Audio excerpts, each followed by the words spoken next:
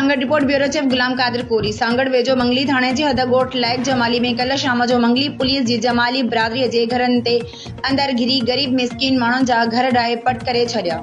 सॼो सामान खणी वई, जंहिंमें हिकु बकर, 5 कुकड़, सोना ज़ेवर, रोक रक़म, सोलर प्लेटूं ऐं ॿियो सामान खणी वई। मुतासिर धुर जे माण्हुनि शौकत जमाली, बड़ो जमाली, उर्स जमाली ऐं शहबाज जमाली मीडिया अॻियां दाईंदे चयो त पुलिस असांजे घरनि में घिरी बेगुनाह ज़ुल्म कयो आहे। घरनि में पियल क़ुरान पाक जी बेहुरमती करे शाख में उछलायो वियो आहे। हिननि वधीक दाईंदे चयो त अहिड़ी का बि ॻाल्हि न आहे, असांखे ॿुधाई वञे।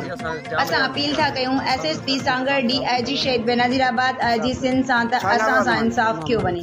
राब्ते करण ते हद जे SHO जाबिर हुसैन लाहौरी मीडिया खे पंहिंजो मौक़िफ़ ॾींदे वाक़िए खां लाअमलीअ जो इज़हार कयो आहे। हिन जो चवणु हो त मूंखे इन मामले बाबति का ॼाण न आहे, पर पुलिस वीडियो में ज़ाहिर नज़र अची रही आहे।